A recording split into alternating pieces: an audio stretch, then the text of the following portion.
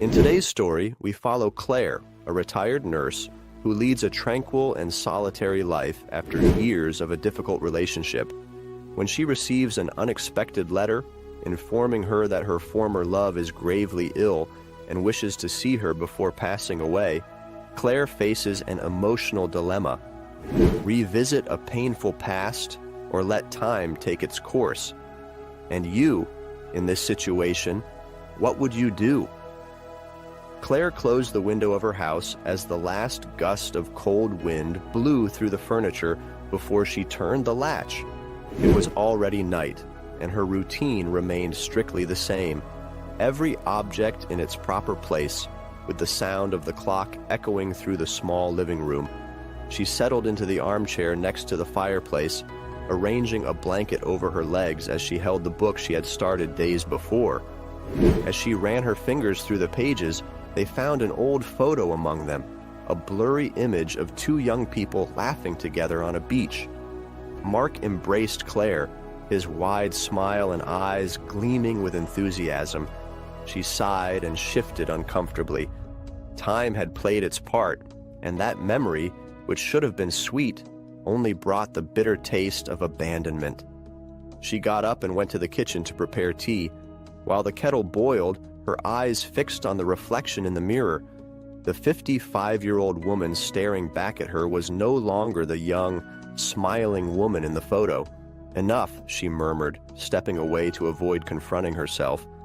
Claire had decided to live alone, with no room for new relationships. Her last romance with Mark had left her broken.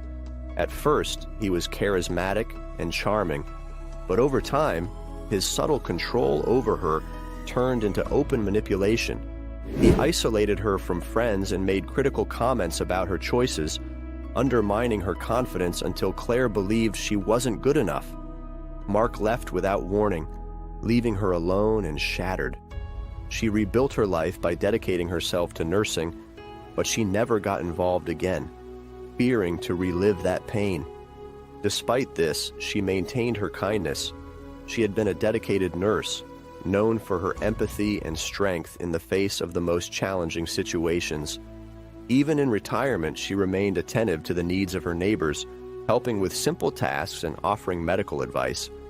In the small town where she lived, she was respected and loved, but she always returned to a silent house, the echoes of laughter and conversations dissipating into emptiness. She missed the vibrant life she had once shared, but she preferred solitude to the uncertainty of an abusive relationship.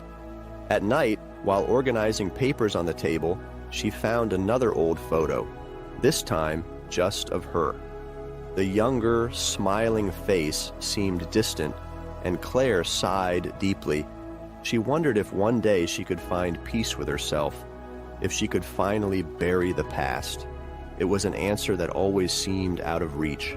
The next morning, Claire woke up with the first rays of sun warming her silent room. She had her breakfast, checked her daily tasks list, and went out to do some shopping in the small town. Moving through the aisles of the market, she waved to her neighbors, exchanging quick and kind words. Upon returning home, she saw an envelope on the door with the name and address carefully handwritten. Intrigued, she picked it up and went inside, sitting at the kitchen table to read its contents. It was a letter from a hospital in a distant state. The sender, a nurse named Sarah, explained that Mark was terminally ill and wanted to see her before he died. Claire reread the words, her mind spinning with a mix of emotions. The name Mark made her recoil as if she had been struck. A wave of painful memories resurfaced, reopening wounds she thought were healed. Leaning her head in her hands, she felt a knot tighten in her throat. "Why now?" she whispered softly to herself. "Why after all this time?" She sat in silence, pondering what the letter meant. She knew that by deciding to see him, she would be jeopardizing the stability she had spent years building. Still, the possibility of answers attracted her, giving hope for a resolution to the painful story that connected them. Uncertainty kept her still for several hours until the phone rang. An elderly neighbor needed help with her medication, and Claire promptly went to visit her. The familiar interaction temporarily calmed her, allowing her to push aside thoughts of the letter. When she returned home at dusk, however, the letter was still on the table, patiently waiting. She sighed, sitting down to read Sarah's simple and straightforward words again. Mark was alone and needed her. She knew there would be no easy path, but the need to understand why he left without explanations, the desire to close this chapter, spoke louder. After a sleepless night, the decision finally came. Claire took the suitcase from the closet and began packing her clothes, determined to confront the past. The hospital was several hours away, and Claire arrived exhausted. The tension from the letter and the anxiety about the meeting left her shoulders heavy as she climbed the steps to the reception. Nurse Sarah, a young woman with a serene face, recognized her immediately and led her to Mark's room. "He's awake. He asked for you several times," Sarah informed her in a low voice. Claire nodded, thanking her as she adjusted her coat. The partially open door revealed a dimly lit room, and she took a deep breath before entering. Mark was lying down, his eyes closed and his chest rising and falling slowly. Upon hearing the door creak, he opened his eyes, recognizing her instantly. A shadow of a smile appeared on his lips. "Claire!" She stood still near the door, watching him for a moment. The man in front of her was no longer the same as in her dreams. He was visibly frail, with sunken eyes and thinning hair. Finally, she approached, stopping by the bedside. "You asked to see me," she said, keeping her voice steady. Mark took a deep breath, a faint groan escaping his lips. "I'm sorry," he murmured, "for leaving you like that. I was scared and didn't know how to deal with it." Claire stared at him, her arms crossed. "Scared? You abandoned me, Mark, without a word. Years have passed. You don't know what you did to me." He closed his eyes, his hands trembling as they found Claire's. "I know I can't fix this, but I didn't want to die without apologizing, without telling you that I regret it." Claire fell silent, her fingers tightly interlaced with his. She felt anger, frustration, and hurt, but also something else. Despite everything, Mark's vulnerability stirred something within her. He was asking for forgiveness, which made her wonder if she could leave the past behind. "I don't know if I can forgive you," she finally said. "I understand," he replied with difficulty, "but I'm glad you came." The room fell silent as Claire processed those words. She knew it wouldn't be easy to care for Mark in the coming days, but she couldn't bring herself to leave. She decided to stay by his side, not to forgive him immediately, but to understand his quest for redemption. Claire's presence in the hospital became constant. She helped him drink water, adjusted his pillows, and coordinated care with Sarah. Mark watched her closely, thanking her whenever he could. She didn't smile, but she became a presence he could feel, a comforting presence in his final days. And there, amidst apologies and conversations interrupted by exhaustion, the two began to find some common ground, building a space where their wounds could heal. The following days passed slowly, each one marked by a repetitive routine of care and conversations. Claire took on the role of Mark's caregiver, a position that was familiar to her, but this time, emotionally exhausting. At first, she only did what was necessary, making sure he took his medication, helping him get up, and tidying the room. Mark, in turn, thanked her with tired eyes, murmuring apologies whenever he saw her hesitate to hand him a glass of water or adjust his pillow. "I don't need pity, Claire," he would say weakly. "I just want your understanding."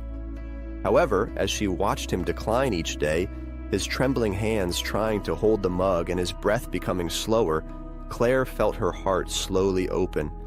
One day, while adjusting the blanket around him, she asked, "Why did you run away? Why couldn't you be honest with me?" Mark fell silent for a moment. His voice came out strained, interrupted by pain and weakness. "I was afraid of being rejected, afraid I wasn't ready for commitment. I thought that if I left you, It would be easier, but instead, I ruined what we had." She nodded, trying to process the explanation. "And do you think apologizing can undo all of that?" He looked away. "No, but it's all I can offer now." Upon hearing this, Claire finally understood what time and illness had done to Mark. He was just a shadow of the man she had known, stripped of his arrogance and the emotional games that had driven them apart. It was clear that he truly regretted his actions. She continued to care for him, but now she did so with a little more kindness. She spent hours by his side, holding his hand and listening to his stories. Mark talked about the opportunities he wasted, the women he hurt, and the chances he never had the courage to seize. "You were the best thing that ever happened to me, Claire," he admitted one day, "and it's too late to fix it, but I will always remember you." Claire listened in silence, fighting back tears.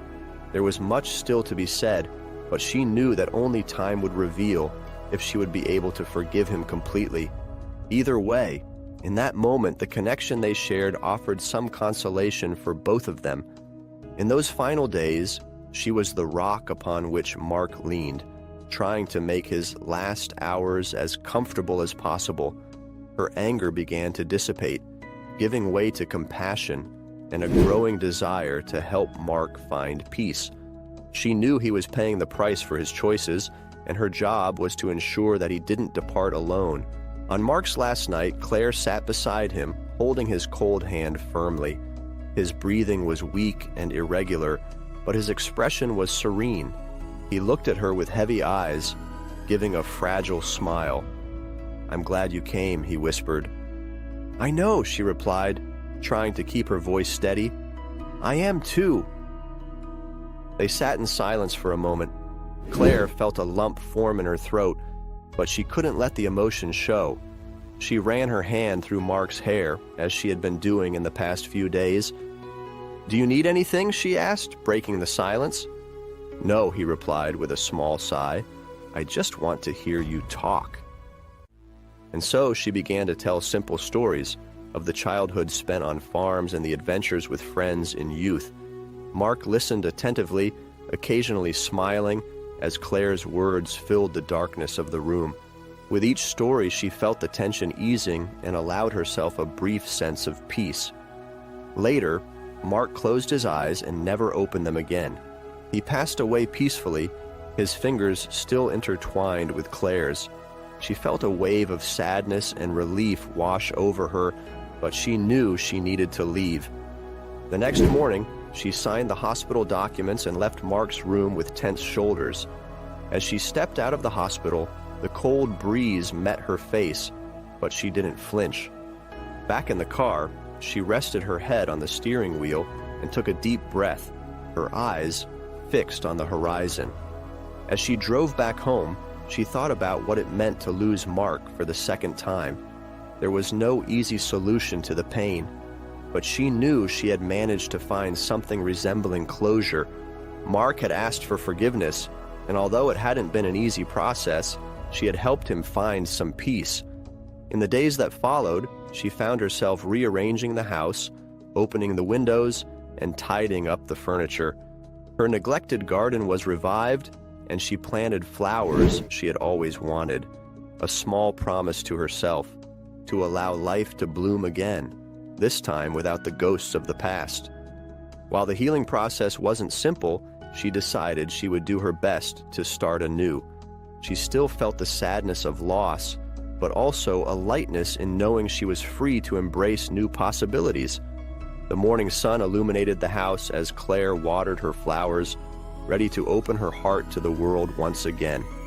If you enjoyed this touching and emotional story, don't forget to like the video and leave a comment letting us know what you would do in Claire's place. Your opinion is very important to us, and if you're not already subscribed, join us on the channel for more inspiring and engaging stories. See you in the next video.